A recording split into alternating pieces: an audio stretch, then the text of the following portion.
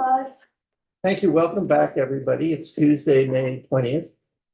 And we are the House Committee on General and Housing. Today, at this point, we're going to begin to explore an issue. There are several issues committee is selected as issues that we really want to study with an eye to perhaps looking for legislative solutions in the next session. And rather than just simply wait and do nothing until the next session, we thought we would start taking testimony now because we have some time on our calendar that is opened up. One of those issues is an issue we are familiar with, which is the problem. One of the many causes of our housing crisis is the problem of vacant and delinquent properties. And we addressed that a little bit in our omnibus housing bill. And that you remember a report came out while we were actually in session, a report came out which recommended one solution, which is land banks, and indicated that in, I think it's Minnesota or Wisconsin, and also in Maine, the use of land banks to be able to move in and acquire these properties. But we know that there are other issues that do that are dealing with this, and other issues that are out there and other avenues that are open to us. And so we're going to take that on today. And our first witness, who's kindly joined us today, is Tara Howard, who's the chair of the Windsor Select Board. And so what I think I'd like to do is start off by having members of the committee introduce themselves. Tanetta and Howard. Hello, Emily Krasnow, Chittenden 9, South Burlington. Hi. Sadia Lamont, Lamoille, Washington District. That's Morristown, Elmore, Worcester, Woodbury, and a small part of stuff. I am Elizabeth Burrows. I represent you as part of Windsor One, which is Heartland, West Windsor, and Windsor. Gail Pezzo, Chittenden 20, Colchester. And behind you, Mary Howard. Scared me. You want to introduce yourself, Mary, in addition to waving? Hello, I am Representative Mary Howard from Rutland District 6, and I don't believe we're related.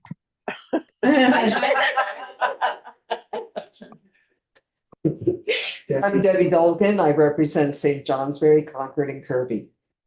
I'm Tom Charlton, Athens, Chester, Grafton, and with Joe Parsons, Newbury, Topsom, and Groton. Leonora Dodge, Essex Town, City of Essex Junction. Hi. Hi, I'm Mark Mahaly, and I represent Plainfield, Marshfield, and Cowles. So why don't you introduce yourselves to us for the record and take it away and tell us what you think about this issue. All right, my name is Tara Howard, and I am the chair of the Windsor Select Board. I'm here today because of some delinquent properties, one of which has really raised some significant issues in the town of Windsor. We are struggling on the municipality side of this, honestly, to be able to do anything. So I'm going to let you guys know what the issue is, what some possible legislative help could look like, and really what we're facing down there. So there's one delinquent property that's right off of Main Street. It's in a pretty visible location, right in the heart of downtown. And everybody knows about this trailer. It's often referred to as the drug trailer. The drug trailer. Yes. And so basically, from what I'm being told from the people who live around this trailer, is that there are 7 people occupying the trailer, all of which who are struggling with substance use disorder. And so not only are drugs being used at this location on a daily basis, but they're also being sold at this location on a daily basis. And it's pretty visible. You could sit in Cumberland Farms parking lot and watch the activity going on at this trailer. And unfortunately, all of the people who live around this trailer are visibly watching this outside of their windows on a daily basis. It's gotten to the point where, honestly, this trailer should be condemned. It's falling apart. The water's been shut off. There's no running water. So the people who are occupying this residence right now are going to the bathroom outside of the trailer. And again, this is being witnessed by the residents who live next door to the trailer. They've also been taking all of their trash and they can't afford trash service or a dump run. So all of their trash right now is in the yard of the trailer and it's just building up. Now that we have warm weather, the smell is honestly unbearable. I tried to walk by the property just to get a look myself and it was really bad. There was one of the tenants who is currently staying in this trailer, fired his gun inside the trailer several times. Residents who live in the immediate area heard the gunfires after already seeing the activity that's being done every day. So basically what happened is someone from Windsor made a video of walking around the building and they put it on a Windsor Facebook page. And this post got so much attention that a petition was started by a Windsor resident who lives in that area. As of this morning, there's 385 signatures on their petition. It definitely grabbed the community's attention. There was, I believe, over 200 comments on this one post, and I went through each one and read them. I then went down and met with some of the people who I know. We're a small town and we kind of all know each other, but I went down and spoke with several community members who live in the area. And I left there so heartbroken at the whole situation. The people who live down there who are saying that they're too afraid to let their children outside and play because what's going on, the fact that they heard gunshots, and some of the trash that is being put in this yard is actually used needles and they're visible just doing a walk around and looking. However, this is private property. And so it's part of what has prevented us from being able to do anything. The town has tried civil action and basically the court's position is that private properties really subsede any type of ordinances that we have. And even though the water service has been turned off, we cannot evict them based on health codes. The likely fix at this point is looking like it's going to be removal by tax sale. The issue with that is it was extended at one point. So now it takes about 3 years to get someone out. This particular trailer just passed year 2. So the people who live in that area said, I can't do this for another year. And so this was sent to me and I decided I was going to try to do something about it because I'm going to give you just a little bit of a backstory here to let you know how long this has been going on and how deep the issue really stems here. But 5 years ago, almost 6 years ago in September, my brother suffered with substance use disorder and regularly visited this trailer and bought and did drugs. Is it the same owner? The same owners own the Yep, trailer? same people. Do they live in the trailer or? are Yeah. they- So okay, there's you're amongst- two people own the trailer. One is deceased and one is currently in the trailer. The person that's left has cancer and is in really bad shape. He was advised to go to the hospital, but he's not leaving the trailer. So the other people who are living there are kind of, I guess, in charge for so many words. He's kind of bedridden. So 6 years ago, my brother bought drugs from this trailer and he ended up getting fentanyl instead of heroin and it killed him. He was 31 years old. And when this happened, no charges were brought, even though we knew that this is where he went. This is where he purchased the drugs. He got what they call a hot bag, which is where you have bundles of heroin and some of them are fentanyl, some of them are heroin. I was told that usually the people selling these drugs don't even know that these are in the mix. So my brother got one of these hot bags and he's no longer with us. And so after this happened, like, as you can imagine, that's a really horrible thing to go through. I lost my only sibling to an overdose, and then I watched the people who were responsible in selling these drugs be allowed to continue to sell these drugs. more people from my community have died since my brother died from the same trailer. I was told 5 years ago that there was just nothing they could do. And then throughout the 5 years, I've even gotten together with several community members. We held a community forum with our ex-chief of police. She just left us and moved to Florida. But Chief Jen Frank, she came and held a community forum with us and basically told the community members who were at this community forum that there was nothing they could do and their hands were tied. And to try to take a video, like encouraging community members to try to tackle this themselves. I don't think that that was a good solution. I don't think community members are trained or equipped to deal with any of the things that are going on in this building. So it was very disheartening to me. So when this was sent to me just a few weeks ago, and I found out which trailer it was and the extent of the problems that are still taking place. I didn't realize things had gotten this bad. Honestly, I didn't even think anyone was living there anymore. It kind of like plucked that last nerve. Like you've had something that's just really bothering you, and then it just takes that last nerve. And I was like, I'm done. So after listening to all the people that live down there, reading all the comments, talking with the town manager, the police department, our legislators, our senators, the sheriff of Windsor County, I'm just trying to find what can we do? What can we do when we're in a situation like this? And is there anything that we can do to help municipalities be able to have power, especially like right now, not necessarily to kick them out. I know that that's a process, but when you have used needles and human feces, to me, this is a health hazard. This is an issue of public safety at this point. The people who live down there say that it's not even just their kids. They don't dare to let their dogs out because the needles are visible and they're so afraid they're going to get them, or the children or anybody. But we're not allowed to touch this private property because it's private property, but it has become a health issue. So what do you do in these situations, and how can we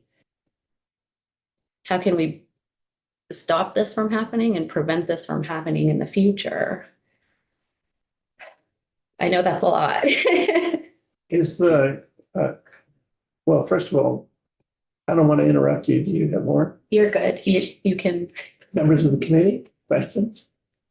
Yes. I just want to start by saying thank you for sharing that and the work that you do. And I understand that coming here is not easy.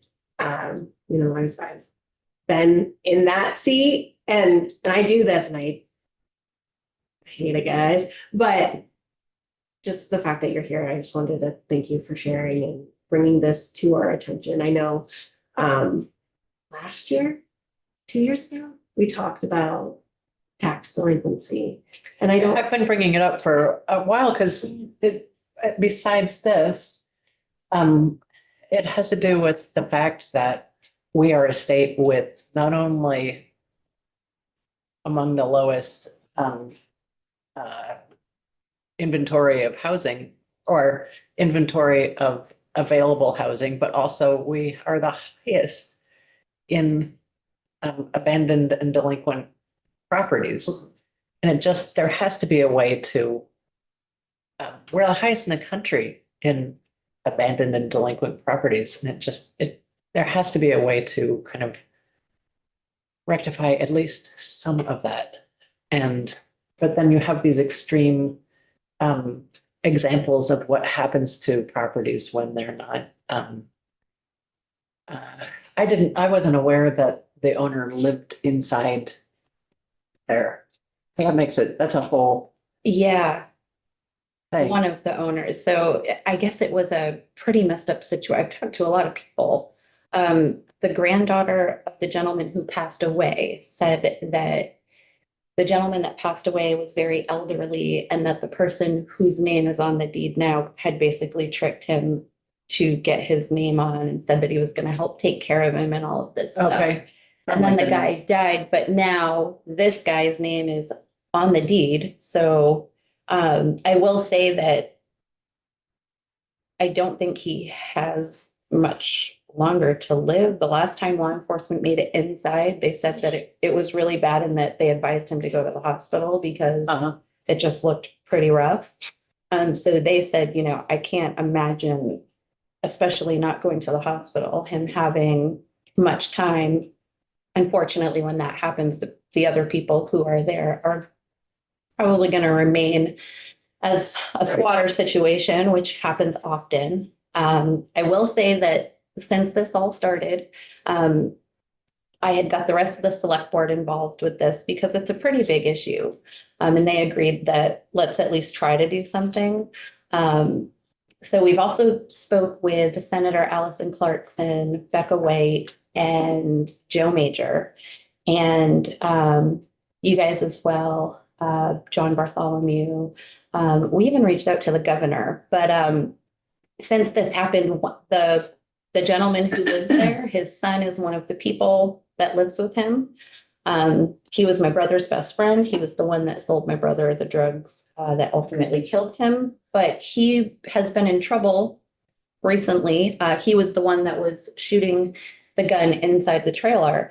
But apparently he just went to court the other day. And I think it's a little because we kind of were over here sounding the alarms and like bringing in everyone that we could possibly bring in. But for the first time, they actually kept him in jail and set $100,000 bail. I don't think this happens very often. This was good news. He's the main, I would say the main person bringing in he's like the ringleader down there. That's what I'll call it. So right now he's in custody and this is a very good thing. However, there are still people there taking his place. But that was at least a step in the right directions. Typically, he's really just let back out on the streets and ends up right back down there every time. Mary, you had a question? Yes, first of all, thank you for coming and testifying, and I offer my condolences in the loss of your brother. I am just really shocked that this has gone on for so long. We've had similar situations in Rutland, and the police have gone in and taken care of the situation. Where there's no water, the health department, someone from the health department should go there and say, you know, you can't live here. He's involved. The health department showed up at the beginning of this month and told them they had 30 days to clean the trash, but they're not even making an effort. Well, they need to follow up. Yeah, he'll be coming. I'm counting the days down. I've been writing everything down, and he's cooperating, and I do believe the town manager actually had a conversation with him as well. But he will be coming on the 30-day mark and whatever step after that. But it's not easy. We can tell them, you know, you have to clean this up. Well, and they don't can, clean it up. they can close the place. They can. No, Why can't they condemn That's the what we building? need to do. The Yes. health department does that. would- Yeah. Okay, good. So maybe that is gonna be the next step, because I heard that the ceiling's caving in. I'm not sure. I mean, it looks pretty rough, but at this point, I mean, it just needs to be bulldozed right out there. I Mary, you had would, more? Yeah. I would call the health department today, and I would insist that someone from the health department comes over and takes a look at that place inside and out and does something immediately. It is so unfair to the residents surrounding that home, and it should not, you should not have to wait this long. This should be taken care of. The police should be there. People with drugs, they should be removed from that house. I can't tell you how terrible I feel for you. And definitely you need it to get taken care of. And if you want us to write letters to the governor, I will be the first one to write. This has to be taken care of. This is inhumane. Thank you so much I for appreciate that. testifying. Really, seriously, thank you. Other members of the committee have questions? A general question, do we have at the state level the ability to condemn a property for health Do reasons? we? The state. Not, I Town don't does. believe at the state, the So town so does. the town has to have, so they have to have something in place that says that they can have an ordinance. Not every town has this. That's right. Okay. And so that, like, what's left right now, today, May 20th, is that they could quickly put together I don't know if they could do it before the end of the session, but they could for next session, put together a charter amendment that we could, because we have a bunch of charter amendments coming up Would be, that we could get through. okay. We actually could get, I think we probably could get through not by the end of next week, but I don't know how long. The thing is, we don't know how long we're gonna be here. And, We have to vote it in. We may not be here long enough. and you guys have to vote it in first. Yeah. And I know it's late in the session, and even if this is something for next year, it's just, this is not the first time, and it's probably not going to be the last time that this happens. But if we could put things in place to at least allow someone to be able to take care of things when they get to this level. Yeah. Well, the tax sale, go ahead, Tom, please. So there are two, the health condition that is one of the issues with this property. Yeah. The law enforcement issue is adjacent to it. So as you're interacting with the law enforcement in your area, if they're saying their hands are tied, find out what is tying their hands, because that should probably also be addressed. Yes, that was one of the first things that I did address. So we just changed our chief of police. The prior chief of police was always, my hands are tied, there's nothing we can do. Our brand new chief of police, who literally just joined us 2 weeks ago, this was like the first big thing that was brought to him. And so far he's had the opposite response, and he said, let's do something about this. He wants to get the drug task force involved, and he seems like he actually wants to do something here. So he's one of the people that I'm going to be following up with, but also the sheriff of Windsor County, Ryan Palmer, also serves on the select board. So when I reached out to him, he's trying to find out from a sheriff's standpoint what him and his team can do. So far, he's been parking cars right in front of the trailer and having them watch them all day.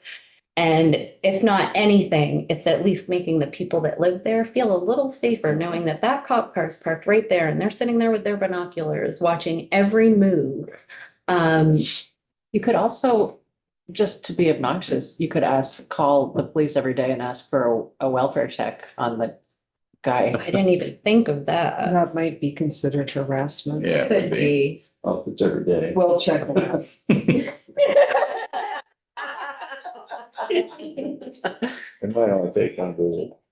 Is go ahead. But you could still do, call in Yeah. welfare checks to see. And that would be legit. And Do how would you be know legit. if your town has an ordinance that has criterion for either inhabitable or condemned? I do know that, do I have it here? Okay, so we do have regulations, like we've tried as far as the trash that taking over their property.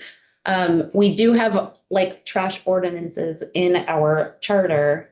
Even though we're in accordance with state statute, we have not been able to enforce cleanup. But I'm talking about the home, Oh, I got you. So I would have to check with Tom on that. because if it's inhabitable or condemned, then they give them a certain amount of time to either clean it up Yeah, for the inhabitable part, or if it's condemned, I think, and I guess it might depend on the town, X amount of days and you have to vacate. okay. And the sheriff would then cause them to vacate. Right. Yeah, Right. so maybe Especially condemned.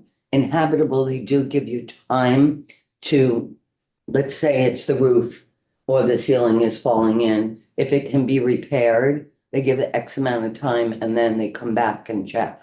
But I imagine every town is different. Yes. But Section 101 of your town ordinance says the Windsor Select Board finds that there are and may be in future certain buildings and or structures which are dilapidated or unsafe or dangerous or unsanitary or a fire hazard or a public nuisance or a menace to the health, safety, and general welfare of the citizens of Windsor, all of which I think probably apply. Any building or structure which is found under the procedures set forth in Chapter 3, Section 301 of this title to be unsafe building or structure as defined in Chapter 2, Section 201 of the title shall be subject to repair or demolition as set forth in Chapter 4, Section 401 of this title. So you might be all set. That would be great. It's on your website. Yep. And so I'm also hoping now that I basically sat over here, like beating the drum of everybody. I reached out to everybody. I was like, I don't even care if you can help me or not, but I'm gonna reach out to everybody to see who can help, who can't help. Why are we constantly being told that there is nothing we can do? And then you have town manager saying, well, the state doesn't let us. And then the state saying, well, the town manager should be doing this. And I was like, everybody needs to stop pointing fingers right now. And we need to figure out, what is it going to take? Is it going to take the select board sitting down with legislatures? Is it going to take us sitting down with senators? What is it going to take? What type of change can we make here? And is there even anything we can do? I think that there is. So if we could somehow make it so that municipality would have the right to go on private property in situations like this, even if it was outlined that, if it's like when you have dirty needles on a property that's accessible to other people, that should trump private property, That's what's mystifying me. I mean, I think Yeah. one of the things that we'll have to look into, I'm trying to draw out from this lesson that we can learn. Thank you. And one is, I mean, this is a classic public nuisance. Towns around the country take care of this. Hopefully, there's a finding made, police come in and remove everybody. That's the end of it. And it's taped off, it's uninhabitable. Which does empty it out. It doesn't deal with the fact that then you have this Exactly. building Exactly. sitting there. So, but one is that strikes me, we might want to look at is, do we need, do towns need explicit charter provisions in order to have public nuisance laws, or can they just adopt them without a charter amendment?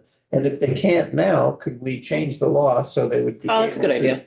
Yeah. In other words, can we do, I'm just thinking of issues for us. One is, do we need to strengthen public nuisance laws that would be generically applicable to all towns?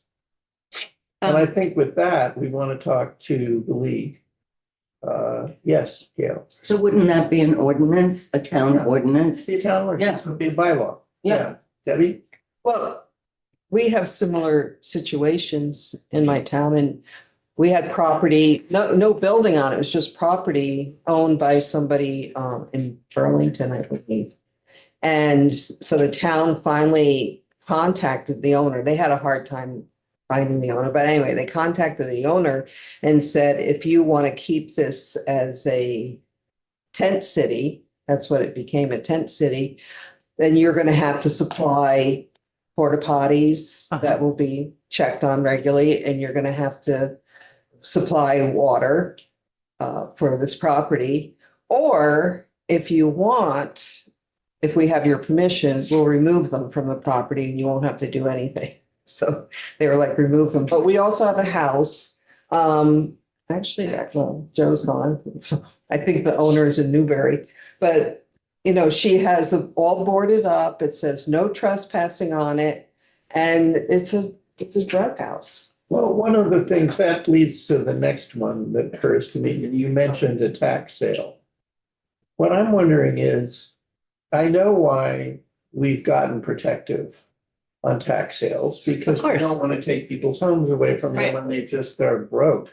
Yeah. But I'm wondering whether it wouldn't be possible to carve out a tax sale when there's a finding that a property is not A is not inhabited. Yeah. You know, by an owner or by a renter, let's say a legitimate renter. But it's just either uninhabited or inhabited by squatters. Or a property where there's nobody, you know, and say those properties, they don't go through this process, they go through a different one, which is faster. I mean, you know. That was my thought you're- process, you're- too. Say. if Have some type of- The tax sale Yeah. you're talking about is a 3-year, have you started that process? So, yep, they just passed year 2. So we're looking at another Another year. year, at which point, And it's already so bad. I'm like, It I will can't be. even picture another day, let Right. alone. right, but then, well, which is important because even if you get the public nuisance approach and get them out of there and hire someone to clean it up or something, it's still just sitting there on a piece of unused land as an old trailer. Right. If you get it through a tax sale, this town will own it, and then you can demolish we it and sell it. And the town, like I've had several meetings with our town manager, Tom Marsh, and my vice chair, Jeffrey Johnson, on this issue. Tom was saying we could even take the money out of our fund. We would pay for the cleanup right now today. Right. We would have obviously our fire department, like trained officials need to, it can't just be random people going down, like you're gonna need like a hazmat suit and some heavy duty things. But I do know that if they would let us, we would pay right now to have this removed, just to at least take that part out. But Right. it's not gonna take away the fact that they are literally going to the bathroom outside. I think that I mean, there's 2 different issues. One is for us, not for you. What lessons do we learn from this that we could translate into legislation? And I think tax sale reform is one of those. One of I them. agree. I think that, and I think there are like tiers of tax sale reform that we can do. I still think that there's a way to like create an accelerated, like when there's a health problem, an accelerated tax sale, like you can, if you get dinged by the health department, your clock starts ticking and you get the first tax sale increase. And if you get dinged by the health department at the end of that 30 days, because you haven't picked it up, then it starts accelerating even faster when the eventuality of, but, and then there's the second part, which is another branch, which is, properties where somebody, that a property has been in a family for a long time. This is my family in Windsor, Vermont. Property's been in a family for a long time. The whole family has moved away. Nobody wants the property, but everybody inherited it. And so they pay money into paying the taxes on it, but it's been unoccupied for 15, 20 years. And it's still an available property in the state of Vermont when we don't have any available. I mean, it's the paradox of that is just maddening. So you could, Towns, have you done any research or do you happen to know how states have dealt with this more delicate issue of it's owned, it pays taxes, but unoccupied? yeah, well, in the state of Washington, they have that. They have a, within a defined area, if there is an underutilized property, that is, if it goes unoccupied or empty for a period of time, it starts a period of time starts the clock ticking. And what happened? Another tax. Even if they're paying their tax? Well, even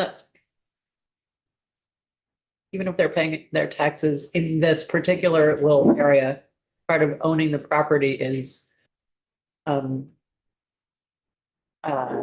requirement that you use the property. And I think that Thomas or Senator Chittenden put a bill in about that actually, I believe this year. Yeah. I mean, that's an interesting idea. It gets tricky with just the ownership of property, period. I see all these eyebrows knitting and I think It's complicated to solve. I'm not saying it's not an issue. it's, I understand the knitting eyebrows, but I also,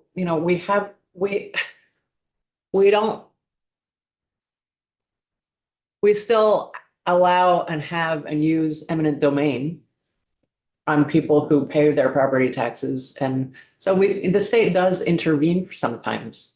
It Well, just we can does. call them blighted properties, which is what we're talking about, right? I mean, we use eminent domain very, very cautiously before we don't use it.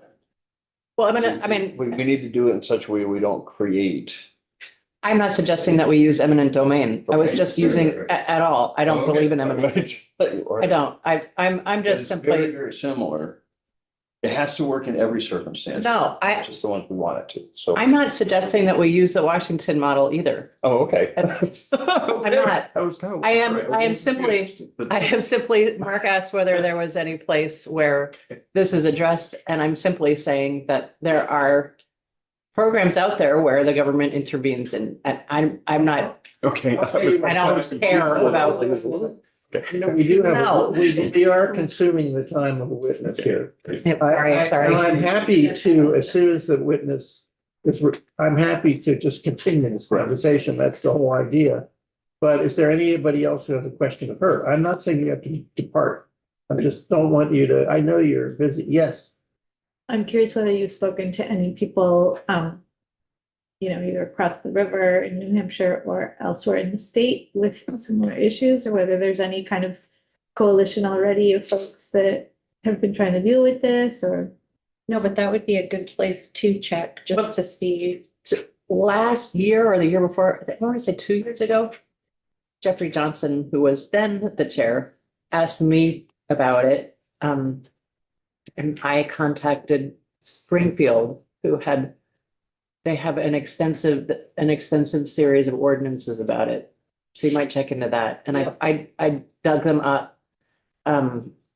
Christie was kind enough to, because Christie Morris is the representative, or one of the two representatives from down there.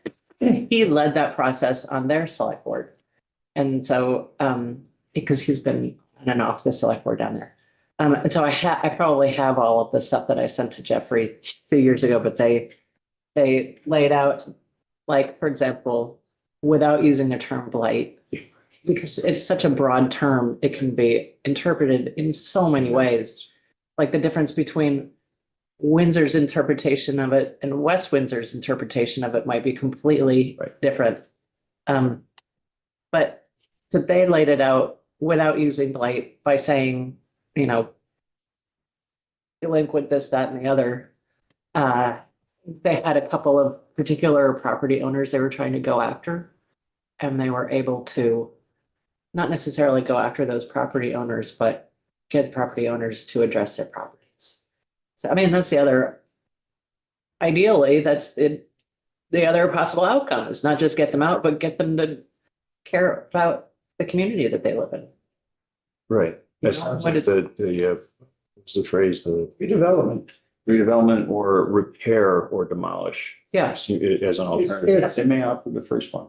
Yeah. They might just need help. I'm thinking of elderly people whose houses are coming apart. I'm thinking we need, Yeah. I'm thinking we need to Yeah. look at, we need to use the NCL, look at other states, what they're doing. But I'm thinking, National Council of CSL, State yeah. Legislators. I think what we're talking, there are various approaches. Some of them are a requirement that after a certain point, you have to use the property in some way. Another is a use tax, which essentially, it's a little counterintuitive, but there are cities around the United States that are thinking about this and talking about this. If you think about it right now, the more worthless a property is, the less taxes they pay. Yeah. There is you can take the reverse approach and say that vacant land or undeveloped land or land that is, got a dilapidated and unused building on it, that they pay increasing amounts of taxes until they do use it and put it into productive use. Well, they also, in Hartland, which is another one of my towns, they have an ordinance that says that for their local property taxes, if the property goes not necessarily unused, but if there is an unused house and it's dilapidated or whatever however they define it, everybody else around it gets a tax break. That nuisance tax break, or whatever it's called. But I do think there is a problem. Okay, we are now in discussion, right? Okay. Sorry. You are welcome to stay, Well, I had one thing Go ahead. before she Okay, goes. please. I'm sorry. And it's just, it's a very simple question. One, I just want to also express my condolences and say thank you for coming. I appreciate you sharing your story and telling us what's going on to help us inform our work and because of the community this is happening and unfortunately. And so this is really good that we hear this testimony so we can address it in a real tangible way. So thank you for that. But then I also just wanted to ask pertaining to your situation particularly, did you all contact the fire marshals? I Do you have fire believe- marshals? Yeah, so we've got our fire department, Chief McAllister. I know that our town manager, Tom, spoke with the police department and the fire department to kind of bring, when I say we brought everybody in, we brought everybody in. And they're also hoping that now that the one person is in custody and he was kind of the ringleader, that it might make it a little easier for them right now now that he's out of the picture, maybe we can get in there. I don't know. Well, because I'm just asking about, because you mentioned the state of the condition of the building itself. Yeah, Kevin McAllister is one of the chief fire marshals in the Yeah. state. Okay, great. Yeah, so that's why I was asking. Yeah. because I've seen buildings that are dilapidated and that have been condemned. But I feel like the fire marshal has, and just from what I've seen, it appears, I don't know if that's true, this could be false. But it appears from what I've seen that fire marshals have a more expedited route to condemning buildings because of the Safety. safety precautions. Anything Yeah. to do with fire, Yeah. fire So- moves much more quickly. So I'll be following up with Chief McAllister as well. But no, this is all good. Sorry. He's the fire marshal for our whole region. So Yeah. I don't know whether that's Windsor County or the, Pretty big deal. so many different. Debbie? I wasn't 100% sure on how tax sales work, but we had one in our area and the people, they had bidders, like people were gonna buy that Right. property. And then the owners had a year. Yeah. To Yeah. pay the back Yes, taxes. that's and not all the lose. kinds of protections that are in place to protect the people who legitimately own and use property or just broke. Yeah, or we had the property adjacent to ours, which actually runs across our driveway. The owner lives in Alaska. He is actually an expert on ice chemistry. He's never coming to Vermont, ever. And he owned this little 10-acre parcel of land that he was given upon graduation from Dartmouth. And he stopped paying taxes on it. And he was given a year to pay the taxes, and then we split the property with our neighbor. And so we had to put our money into escrow for a whole year. Mhm. And then if he paid the taxes and we get our money back, no big deal, right? But that was never gonna happen. And then, so that was the second year. Once the second year passed, we could just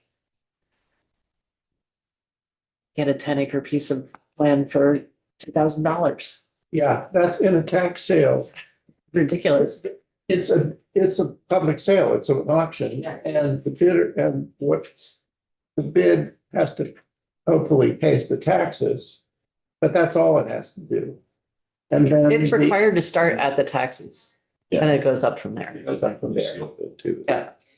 One angle. Yeah, I think the sad part is typically when a building is delinquent or they haven't paid any of their things, typically it's because someone fell on hardships or you have health issues or you lost your job or whatever the situation is. But then you have certain situations, kind of like this one, and that's when I think we need to look at.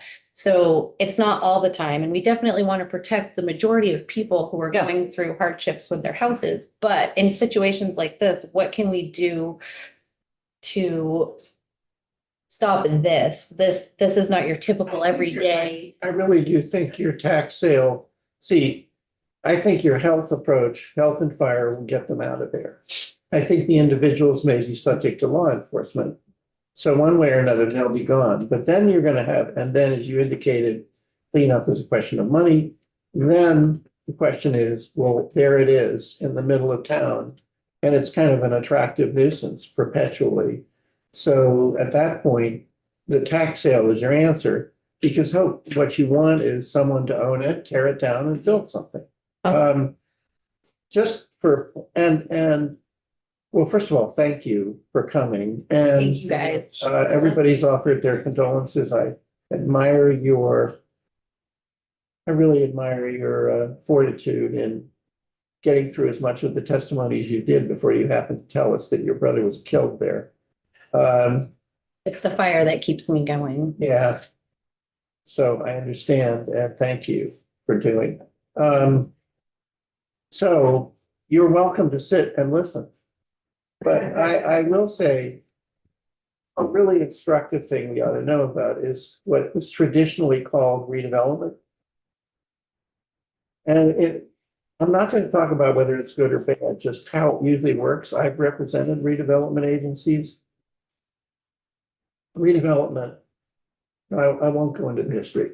Right now, the way it works is you define an area as a redevelopment area. And then you do a plan. One of the things, the reasons for redevelopment is that people found, mostly in cities, but not entirely, that there were areas of town that were, and yes, the term of art that was always used was blighted, but it was also misused. But putting that aside, you create an agency with an elected board or an appointed board, and that board decides that a certain area, the market isn't working. And that happens in land use. I mean, the free market, because a lot of business people are too smart to invest there. It's an awful area. Nothing is going on. There's nobody who goes there. So what? Just a bunch of parking lots and warehouses, which parking lots may have grass growing out of them, and the warehouses may have roofs that are caving in. Like, a lot of people don't see that as an option. Very often it's very old, and so the lots are really small, and businessmen will come in and say, I can't do anything on this little thing. I need a bigger footprint for doing whatever. So a redevelopment agency will go in and they'll make a plan. Well, we could have factories over here. We could have, we could have a school. We could have this use, that use, housing over here, et cetera. And then they invite the landowners to participate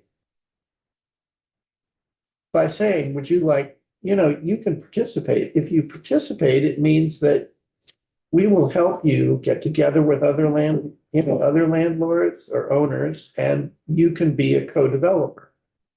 And we will obliterate all the property lines. And so landlords either agree to participate, the owners, or if you don't want to participate, we'll offer to buy your land. And because there has to be money. So we'll buy your land and at fair market value. And sometimes, not infrequently, the owner of some parking lot said, well, I love my parking lot, thank you very much. And they don't want to sell because they are holdouts. They just want a higher price.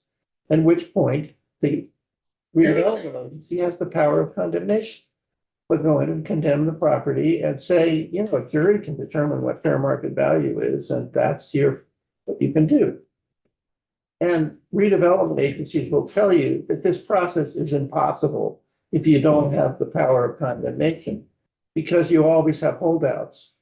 And once holdouts know that you can condemn, they have a funny way of not being attached to the parking lot. And they sell. So then you consolidate the whole area and you draw new boundary lines that allow people to have larger lots and do redevelopment.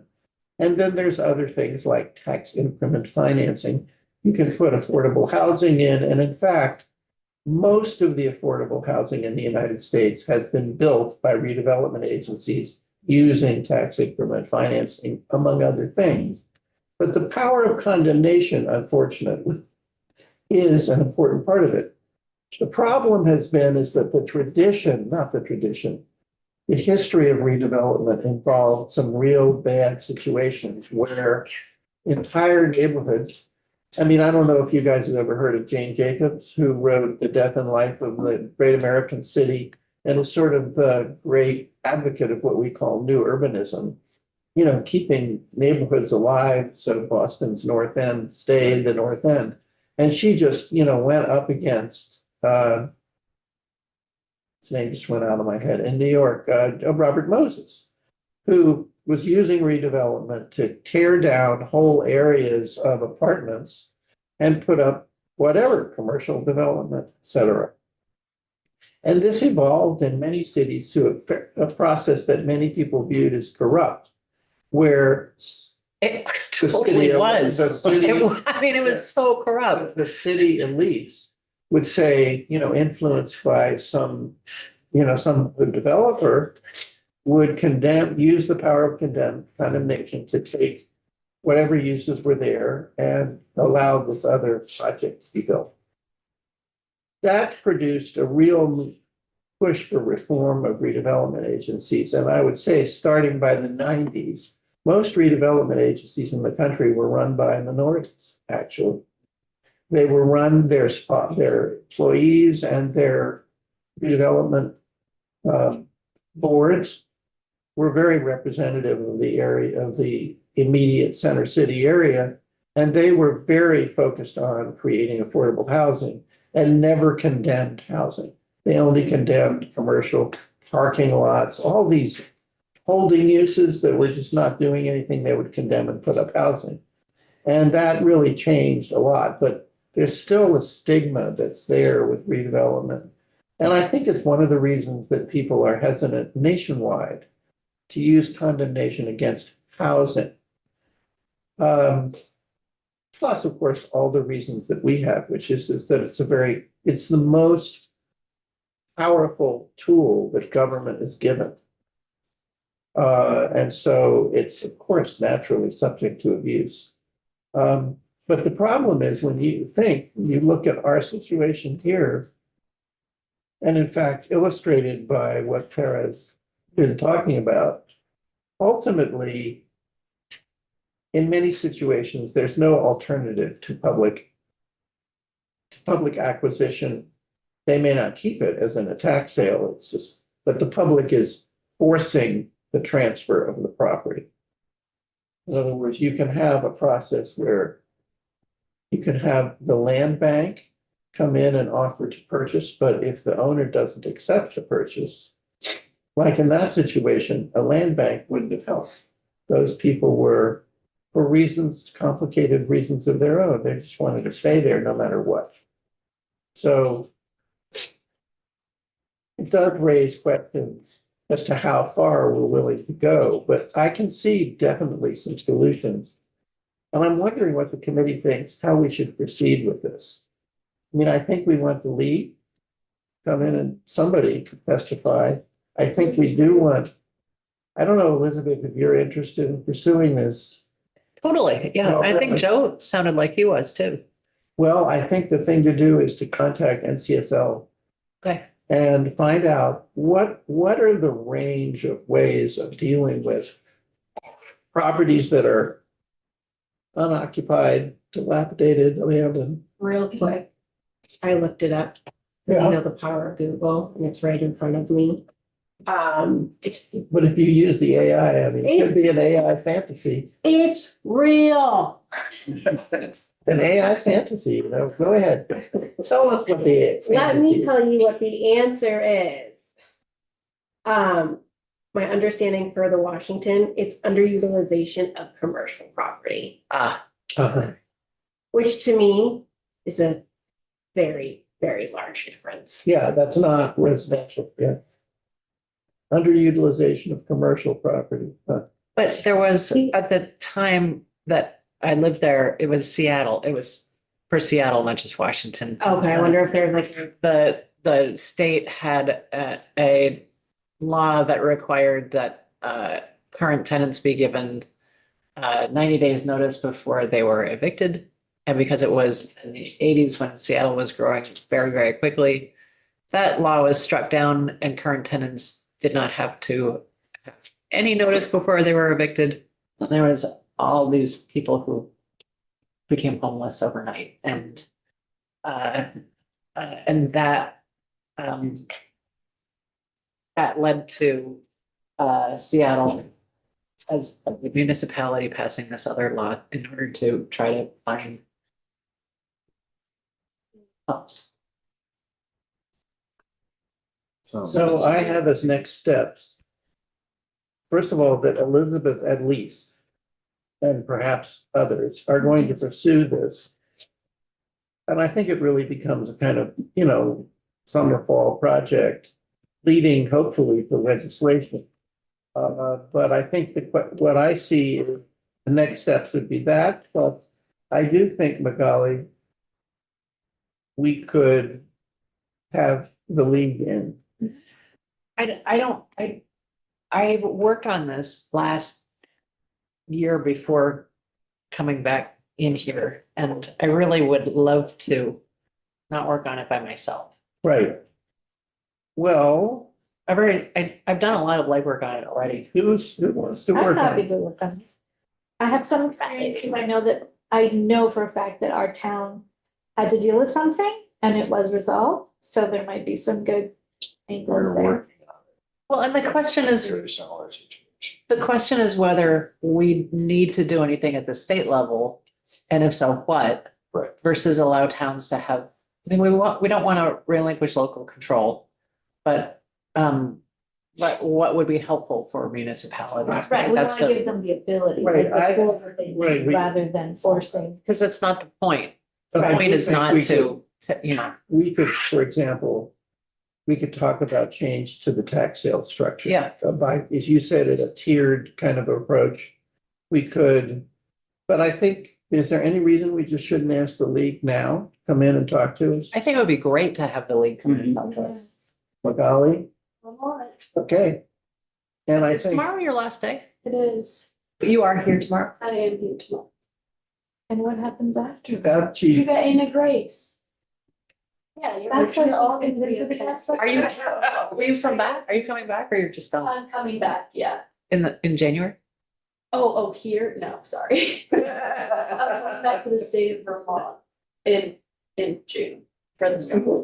this is an issue we are going to have to deal with. I don't know if any other states have built. you? All right, I've got to get going. Okay, ladies and gentlemen, thank you so much, Karen. Thank you, guys. And I think at this point, I just want to look at tomorrow.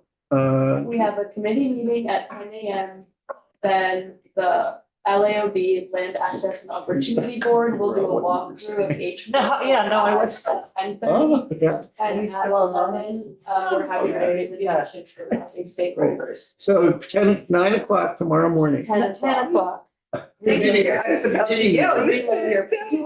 need the committee meeting if we're not getting anything to a, and we may not get a ways and means?